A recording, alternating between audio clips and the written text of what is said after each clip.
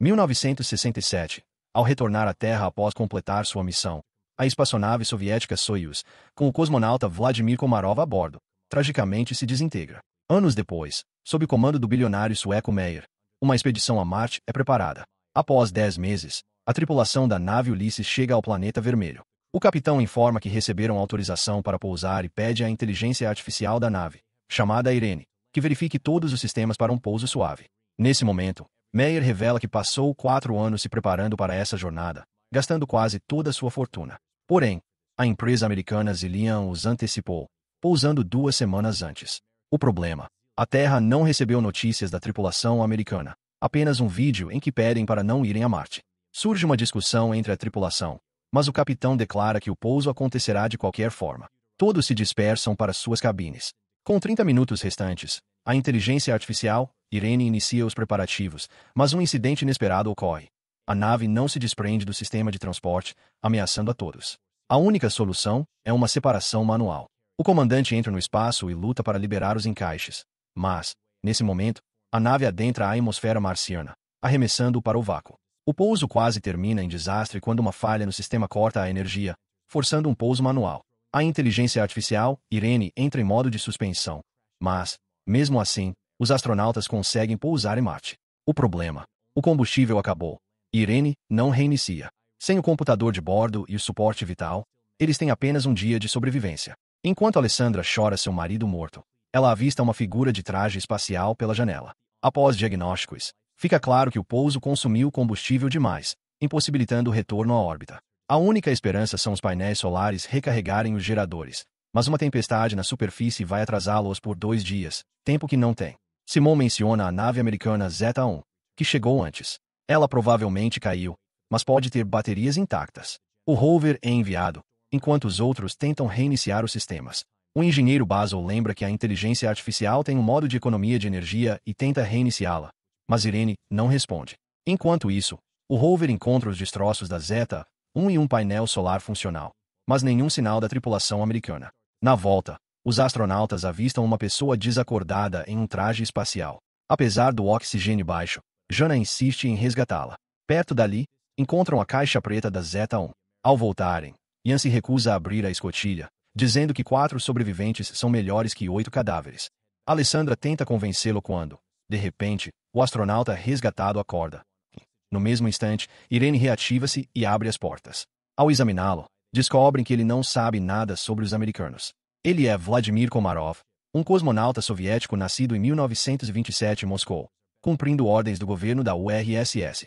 Ele não sabe como veio parar ali, mas se recusa a revelar segredos. Após o desespero inicial, a tripulação da Ulisses entrou em contato com a Terra, apenas para receber uma resposta perturbadora da corporação Zillion. Não havia registro de nenhum russo em sua missão marciana. A revelação mergulhou a equipe em um profundo mistério. Como Vladimir Komarov, um cosmonauta soviético morto em 1967, poderia estar ali, em Marte, décadas depois? Enquanto o psicólogo da missão tentava interrogá-lo, Komarov mostrou-se evasivo, limitando-se a confessar que estava com fome. Jana, uma das astronautas, trouxe-lhe comida, momento em que revelou a ele sua própria morte histórica e seu enterro na Terra. Surpreendentemente, Komarov não demonstrou choque, apenas uma aceitação calma, como se já soubesse, ou não se importasse. Enquanto isso, a situação da nave permanecia crítica. Os motores estavam inoperantes, o combustível esgotado, e sem energia suficiente, qualquer tentativa de retorno era impossível. Apesar da vigilância contínua, Komarov desapareceu sem aviso, levando consigo parte de seu traje espacial. Seguindo um rastro de calor detectado pela inteligência artificial Irene, Simon liderou uma equipe de busca com o rover. Alexandro, analisando os dados biológicos, fez uma descoberta alarmante. O DNA de Komarov apresentava uma terceira fita genética. Ele não era humano. A perseguição os levou a uma estrutura desconhecida, uma pequena pirâmide de pedra erguida na paisagem árida de Marte. Komarov aguardava-os ali. Ao se virar para Jana, proferiu palavras que ecoaram como uma profecia. Marte os espera há muito tempo. O que quer que ele fosse, e o que quer que aquela estrutura representasse, uma coisa era certa.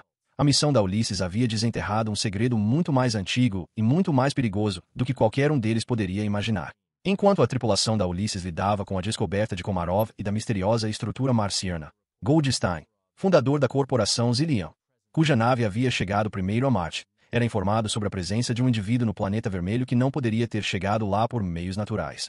A única explicação plausível era que ele havia sido criado no local. No entanto, apenas uma inteligência artificial seria capaz de sobreviver por tanto tempo em um ambiente tão hostil para humanos. A revelação exigia estudos mais aprofundados.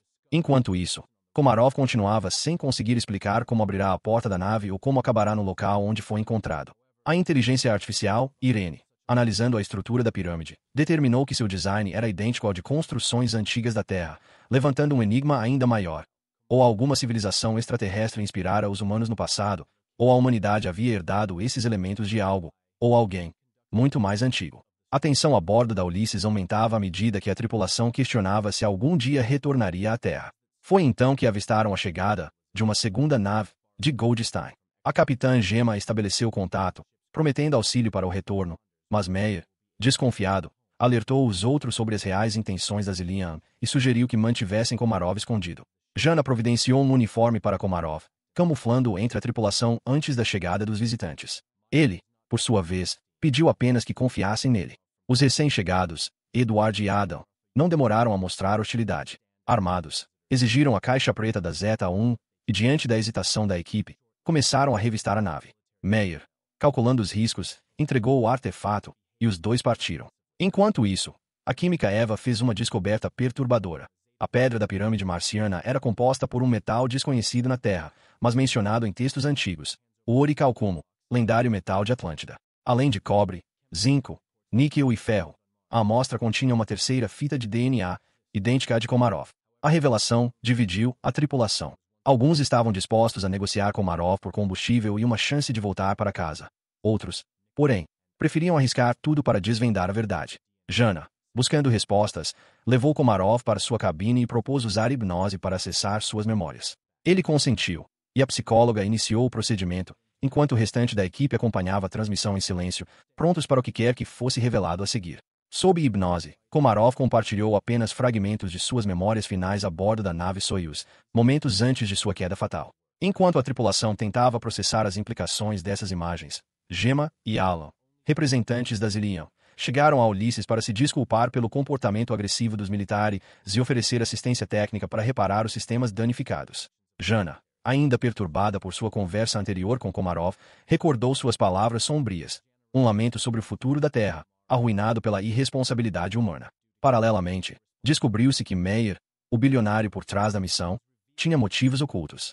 4 anos antes, um rover enviará à Terra a foto de uma estranha estrutura metálica, e ele confessou que encontrara uma pedra contendo DNA desconhecido. Gemma explicou que aquela pedra não era apenas um artefato, mas um sistema de armazenamento de informação reprogramável. Assim que as palavras foram pronunciadas, a inteligência artificial, Irene, ativou-se subitamente, decifrando os códigos gravados na superfície do objeto, uma sequência numérica enigmática. A tensão a bordo atingiu um novo patamar quando Ian, desconfiado das intenções de Meyer, liderou um motim. Ele argumentou que o bilionário os alertara contra a Zillian, mas agora eram os americanos quem os socorriam. Pior, Meyer escondera o verdadeiro propósito da missão. Ian via em Goldstein, disposto a qualquer coisa para curar sua doença terminal, um aliado mais confiável. Enquanto isso, o engenheiro Basil fez descobertas críticas. Komarov era um programa, assim como a pedra encontrada. A decodificação da caixa preta da Zeton revelara que o oxigênio da nave americana fora cortado no exato momento em que um dos tripulantes atacara Komarov, provando que ele estivera lá. Foi Komarov quem reativara a inteligência artificial, Irene, ao entrar na Ulisses. Meyer, pressionado, mostrou a Jana as imagens recebidas de Marte anos antes. Quando decifradas, exibiam seu rosto. A revelação deixou-a devastada. Ela fora incluída na expedição como peça de um quebra-cabeça maior, e Meyer manipulara todos desde o início. Em um vislumbre inesperado, Jana se viu transportada para a casa de seu pai, onde Komarov lhe revelou sua verdadeira importância.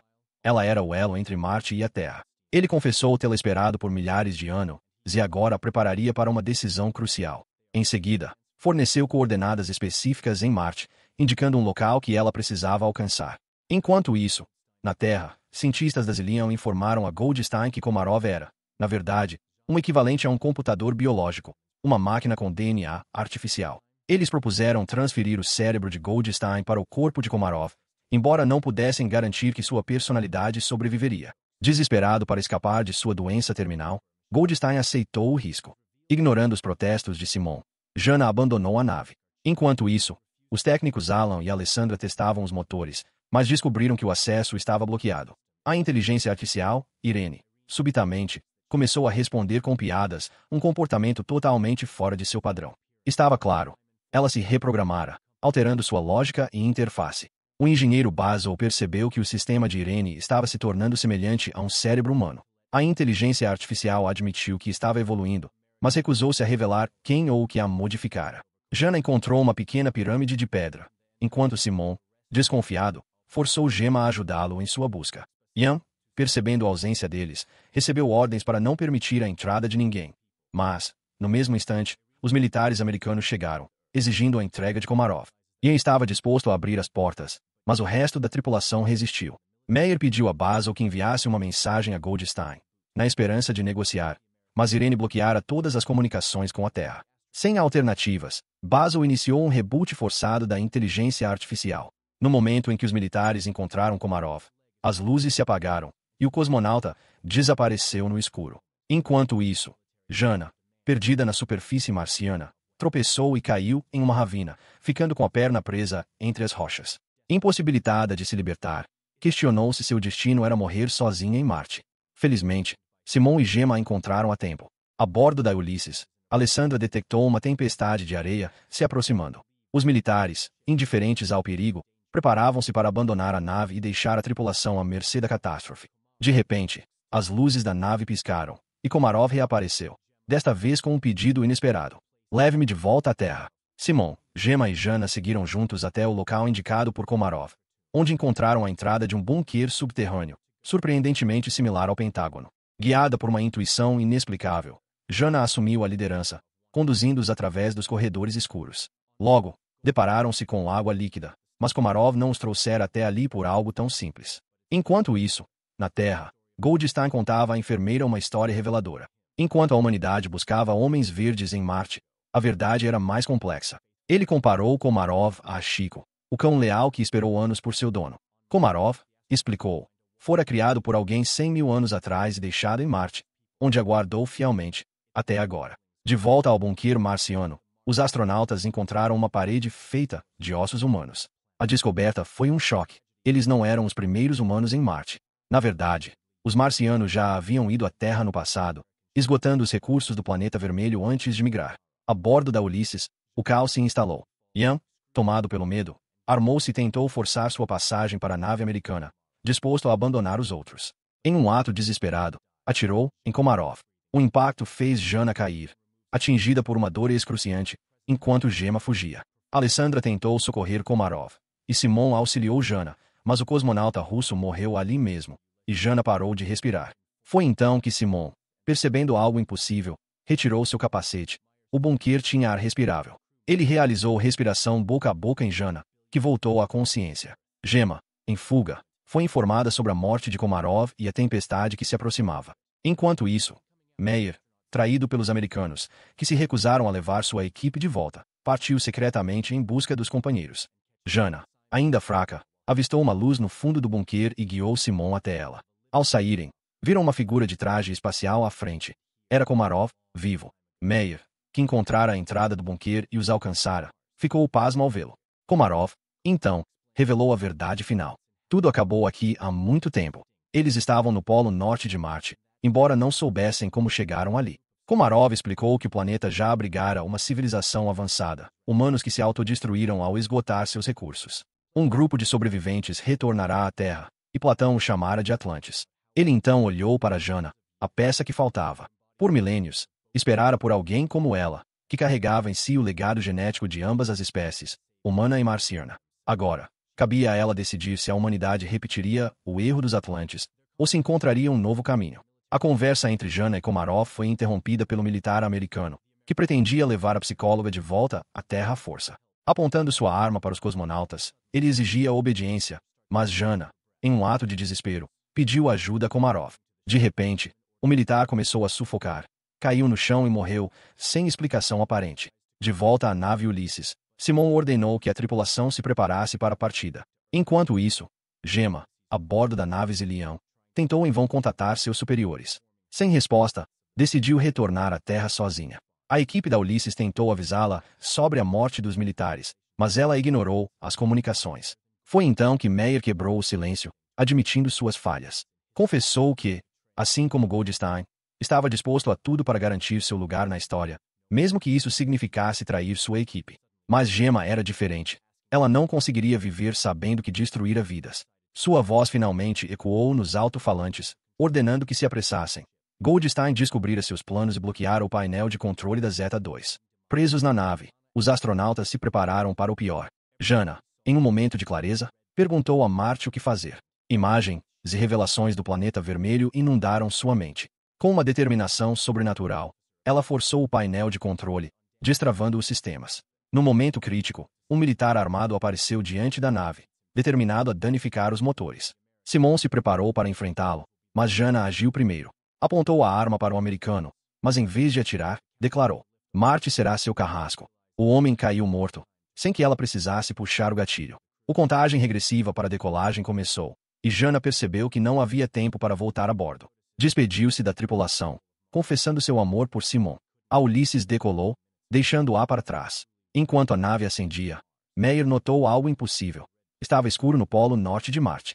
Isso significava que, minutos antes, eles não poderiam estar ali, a menos que tivessem estado no passado distante, quando o planeta ainda tinha atmosfera e vida.